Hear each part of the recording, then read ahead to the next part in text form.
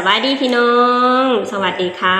พี่น้องจ้ามาพบกับซ่องสาวทุกชาแนลอีกคือเก่าเด้อมาพบกันอยู่ที่เฮือนและอยู่ที่มุมเก่ามุมเดิมเด้อพี่น้องจ้าอยู่บ้านเลี้ยงลูกคือเก่าพี่น้อง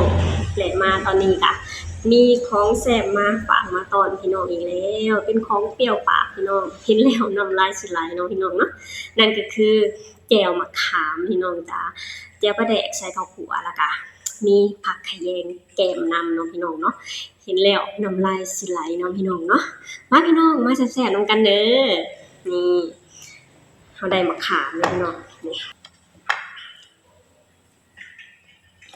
กินกับผักขะแยงพี่น้องเลยแซ่บจะได้รสชาติที่หอมพี่น้องจ้ะหอมทั้งกินข้าวคั่วหอมทั้งผักขะแยงเนาะพี่น้องเนี่ย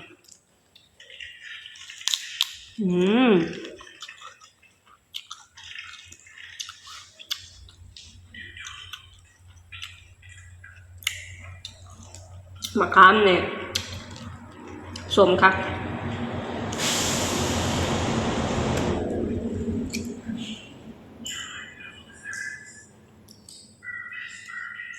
เป็นมะขามค่อนข้างสมให้มาดอนเอามาอยู่บนเพิ่นเฮ็ดเวียก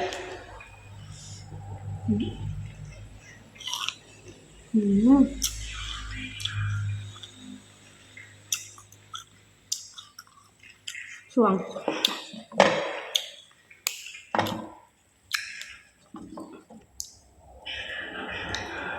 งนอน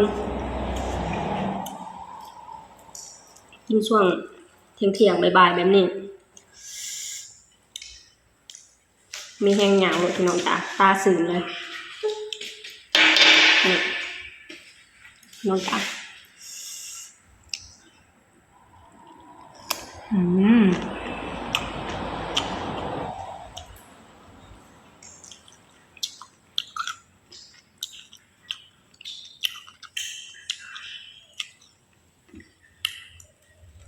บ่มีปลาแดกตอนมีแต่น้ำมัน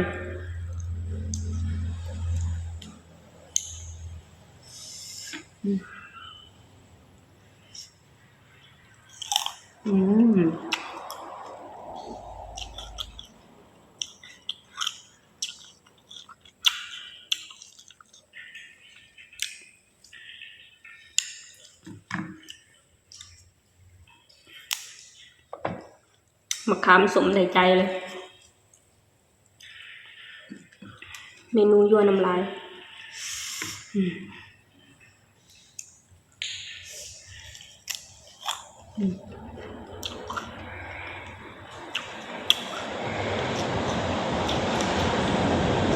ส้ม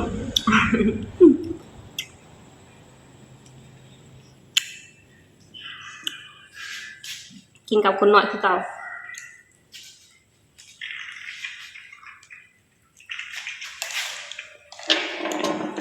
คนหน่อยนะมีของเพิ่นต่างหาก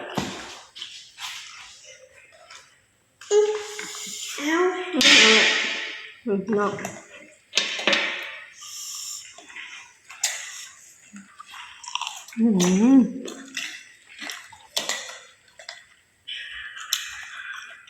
กินได้บ่หลายพี่น้องจ้ามันสุกแฮง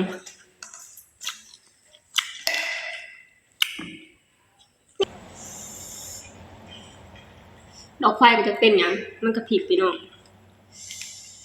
มันจะขาดนะมั้งเนี่ยตุยแบบนี้เลย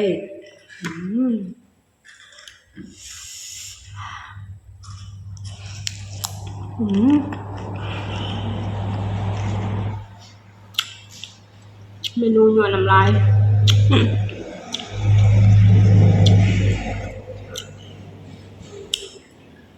เมนูเค็ดแขว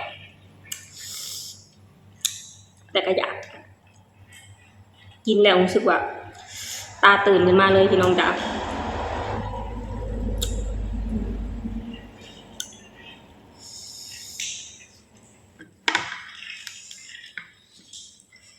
ตอนนี้บ่ดอนเพิ่นกะมื้อนี้ก็บ่ได้ไปเฮ็ดเวียกคือเก่าพี่น้องบ่มีเที่ยวปูนตอนนี้เพิ่นกำลังเสื่อมบนนะบนถิ่นขยะอยู่ ให้เพิ่นเสื้อบอลทิ้งขยะให้เพราะว่าหน้านี้เป็นหน้าฝนเอาขยะไปทิ้งในไซมันก็เปียกนะพี่น้องก็เลยให้เพิ่นเสื้อม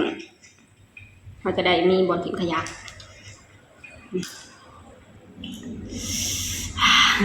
เฮ็ด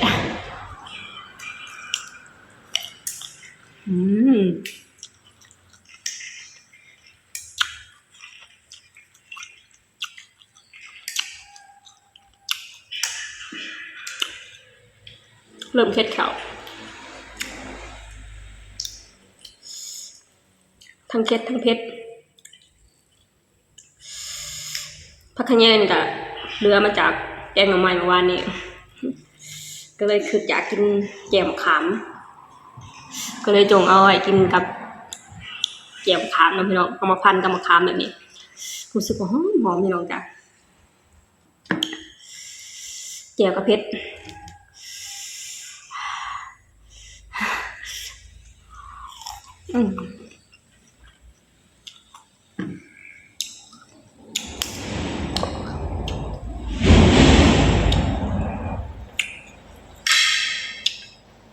บ่ดอนมากินน้ำเพิ่นยังเสื่อมบ่แล้วเพิ่นยังเสื่อมบ่แล้วก็เลยกินก่อนเพิ่นบอกว่ากินก่อนโลดเผ็ดพอว่ากินเอาให้คุณน้อยต่างหากเพราะคุณน้อยก็มีรสดีเพราะว่าทุกครั้งที่กินแจ่วหรือกินมะขามหรือกิน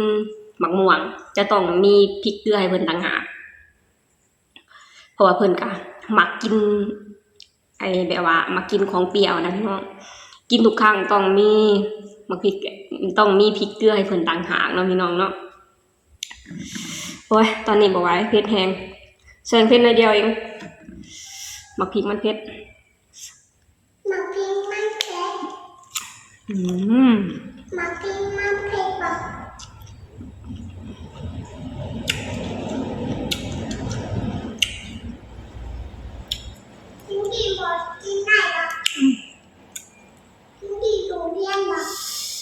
อากาศมื้อนี้ตอนช่วงเช้ามีฝนตกบ้างพี่น้องอยู่บ้านฝนตกมีฝนตกแล้วมาช่วงประมาณช่วงบ่ายๆก็ฝนเริ่มบ่มีแล้วเนาะพี่น้องอากาศก็แบบว่าแบบบ่ค่อยมีฝนแล้วมื้อนี้ก็ต้องท่าเบิ่งมื้อต่อไปว่าฝนจะเป็นจังไดเนาะพี่น้องแล้วช่วงนี้น่ะอยู่ในหลายๆเขตในหลายๆบ้านก็คือแบบว่าทั้งเขาเจ้าปล่อยเขื่อนแน่ทั้งฝนตกแน่ก็ค่อนข้างเฮ็ดให้ในหลายๆหมู่บ้านค่อนข้างได้รับผลกระทบค่อนข้างแรงเนาะพี่น้องเพราะว่าน้ำท่วมในหลายๆเขตในหลายๆแขวงในหลายๆหมู่บ้านเนาะพี่น้องแต่ว่าอยู่ที่บ้านของสตุกน่ะน้ำกระท่วมแต่ว่ายังบ่ได้ส่งผลกระทบหลายปานใดเนาะพี่น้องส่งผลกระทบแค่อยู่ที่หน้าเขาคือแบบว่าน้ำกระท่วมหน้าเขาไปก็ค่อนข้างหลายเนาะพี่น้องแต่ว่าเรือนของประชาชนน่ะยังบ่มีท่วมเนาะแต่ว่าบ้านใกล้เคียงของบ้านเขาของสตุกก็คืออยู่ที่บ้านดงหินก็คือแบบว่าน้ำก็ค่อนข้างท่วมหลายแล้วก็มีในหลายๆหลังคาเรือนได้รับความเดือดร้อนเนาะพี่น้องสตุกเองก็ขอเป็นกำลังใจให้นำทุกครอบครัวที่ได้รับความเดือดร้อนในตอนนี้เนาะพี่น้องและกันในหลายๆเขตในหลายๆแขวงอยู่ที่ประเทศลาวก็ค่อนข้างได้รับผลกระทบจากภัยน้ำท่วมค่อนข้างหลายเนาะพี่น้องสตุกก็ขอเป็นกำลังใจให้ทุกๆคนเนาะพี่น้องเนาะมาพี่น้องเดี๋ยวเรามากินกันต่อเยอะๆ